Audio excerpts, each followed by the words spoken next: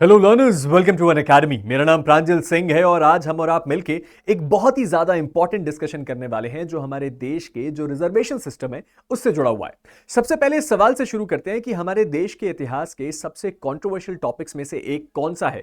और अगर इस सवाल को मैं आपसे पूछूं तो आप में से बहुत सारे लोग रिजर्वेशन सिस्टम का नाम लेंगे।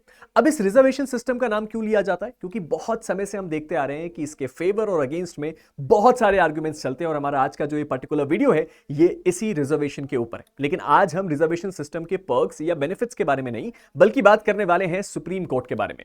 हमारे देश की उच्चतम न्यायालय जहां पे रिसेंटली इस बात का फैसला लिया गया कि अब से सुप्रीम कोर्ट में भी जो रिजर्वेशन सिस्टम है वो अप्लाई होगा और किन चीजों पे अप्लाई होगा और उसके क्या इंप्लीकेशंस हैं, इन सारी चीजों को हम अपने आज के इस वीडियो में समझने वाले हैं। तो चलिए शुरू करते हैं। आप में से बहुत सारे लोग बोलेंगे कि आपने पीछे जस्टिस बी आर गवई की तस्वीर क्यों लगाई? क्योंकि वो चीफ जस्टिस है? जी नहीं, इसलिए क्योंकि ये फैसला उन्हीं के द्वारा लिया गया है और आज हम अपनी स्टोरी की टाइमलाइन यहीं से शुरू करेंगे। तो चलिए जानने की कोशिश करते हैं कि यह पूरा मामला क्या है। हमारे सुप्रीम कोर्ट को बने 70 साल से ज्यादा हो गए और आज तक कभी भी वहां पे ऐसा सिस्टम नहीं आ पाया था और फाइनली आज 75 साल बाद हमारे देश की उच्चतम न्यायालय यानी कि सुप्रीम कोर्ट में एससीज एसटीज के लिए जो रिजर्वेशन सिस्टम है उसको लेके आया गया है।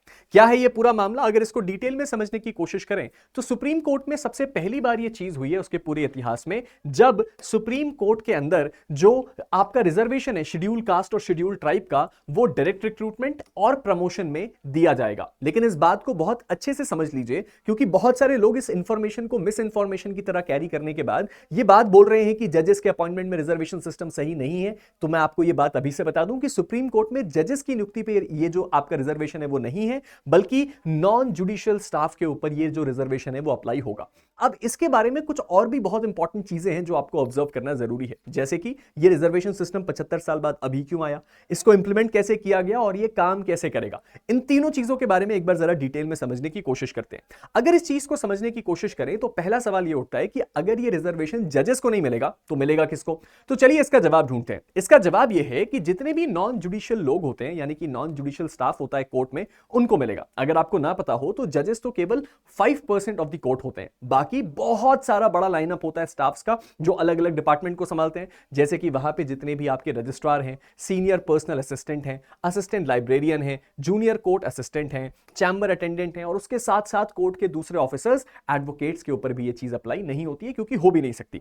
अब यहां पे जजेस को क्लियरली क्या कर दिया गया, इसमें इंक्लूड नहीं किया गया क्योंकि डेफिनेटली ना ही ये कोर्ट के एम्बिट में है और उसके साथ ही साथ ये जो है बहुत बड़ी कंट्रोवर्शियल चीज भी हो जाएगी क्योंकि कलीजियम सिस्टम के पास ये पावर भी नहीं है।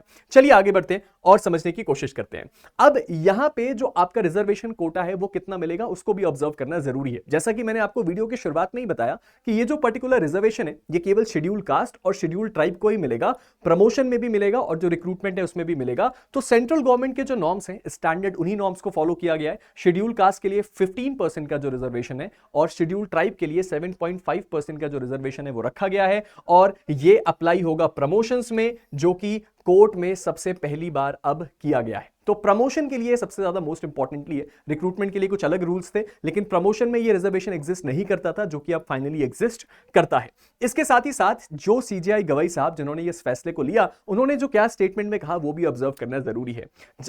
जो सीजेआई हैं बी आर गवई साहब उन्होंने ये बोला कि सर हाईकोर्ट जो है और जो दूसरे इंस्टीट्यूशंस हैं वो इस रिजर्वेशन सिस्टम को फॉलो करते हैं और इसीलिए सुप्रीम कोर्ट को इसका एक्सेप्शन नहीं होना चाहिए। जब हमारे देश के सभी बड़े इंस्टीट्यूशन इस रिजर्वेशन सिस्टम को फॉलो कर रहे हैं तो सुप्रीम कोर्ट को भी इस मेथोडोलॉजी को फॉलो करना चाहिए। और यह बात काफी ज्यादा आयरॉनिक भी थी अभी तक क्योंकि सुप्रीम कोर्ट से ही कुछ इंपॉर्टेंट फैसले आए थे इस जो आपका रिजर्वेशन सिस्टम है उससे जुड़े हुए और सुप्रीम कोर्ट के ही स्टाफ को अगर इसका बेनिफिट ना मिले तो बहुत सारे लोग इसके लिए एडवोकेट करते थे कि यह गलत है और फाइनली यह बदलाव हमें देखने को मिला। अब उन्होंने दो इंपॉर्टेंट चीजों की तरफ इशारा किया। सबसे पहला इक्वालिटी एंड रिप्रेजेंटेशन। उन्होंने बोला कि सर अगर आप बात करें इक्वालिटी की और जो आपका रिप्रेजेंटेशन है उनकी तो वो दोनों हैंड इन हैंड होना चाहिए यानी कि साथ साथ चलना चाहिए। और उसके साथ ही साथ उन्होंने बोला कि affirmative action is not against equality, it suppose the constitutional goal of inclusion. तो उन्होंने बोला कि ये जो एक्शन है ये किसी डिस्क्रिमिनेशन या किसी के साथ इनइक्वालिटी नहीं करता बल्कि ये एक कॉन्स्टिट्यूशनल गोल को अचीव करता है जो है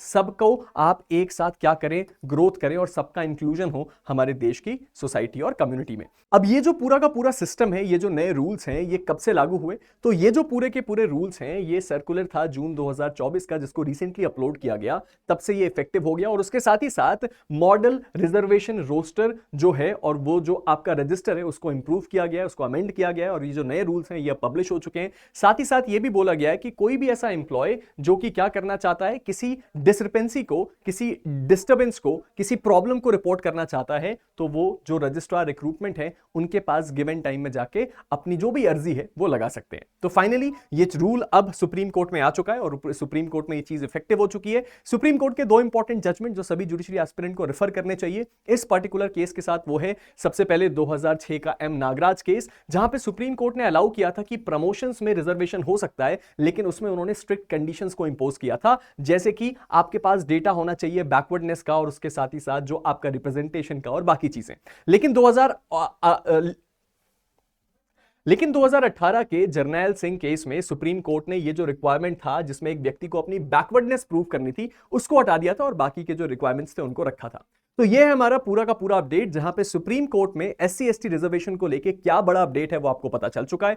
आपका इस बारे में क्या ओपिनियन, आप नीचे कमेंट सेक्शन में जरूर बताइएगा। सबसे इंपॉर्टेंट चीज जो बताइएगा वो ये है कि आपको क्या लगता है अभी तक ये रिजर्वेशन सिस्टम क्यों नहीं आया और अब क्यों आया। इन सारी चीजों के बारे में हम डिस्कशन करेंगे किसी और वीडियो में, लेकिन अभी आपसे विदा लेते हैं। और विदा लेने से पहले दो इंपॉर्टेंट बातें आप सभी जुडिशरी एस्पिरेंट्स के लिए। सबसे पहला तो ये कि अगर अभी तक आपने मेरे इस जुडिशरी आइकॉनिक प्रो सब्सक्रिप्शन को सब्सक्राइब नहीं किया है तो आप इसको डेफिनेटली कर सकते हैं, जहां अनअकैडमी आपको ऑफर कर रहा है कि आप अपने फेवरेट एजुकेटर को अपना पर्सनल मेंटोर बना के अपनी जजशिप की जर्नी को शुरू कर सकते हैं। उसके साथ ही साथ इस बात को भी बिल्कुल मत भूलिएगा कि हमारी निश्चय बैच ऑलरेडी लाइव है हमारे प्लेटफॉर्म पे, जहां आपको ऑल स्टेट कॉम्प्रिहेंसिव पढ़ाई मिलती है, यानी कि आपके major laws, minor laws, GS, GK सारे के सारे लॉज कवर होते हैं इंडिया के बेस्ट एजुकेटर्स के साथ। अपूर्वा मैम, विशाल सर, मैं, आशुतोष सर, हम सब मिलकर आपको पढ़ाने वाले हैं इस बैच में। और उसके साथ ही साथ इस बैच की सबसे बड़ी खास बात क्या है कि इस बैच में 3 ईयर प्रैक्टिस रूल का भी ध्यान रखा गया है। वो आपके लिए सरप्राइज है जो आपको पता चल जाएगा। और उसके साथ at last but not the least, अगर आप राजस्थान के लिए, छत्तीसगढ़ के लिए, हिमाचल के लिए, उत्तराखंड के लिए अपने जुडिशियल जर्नी की तैयारी कर रहे हैं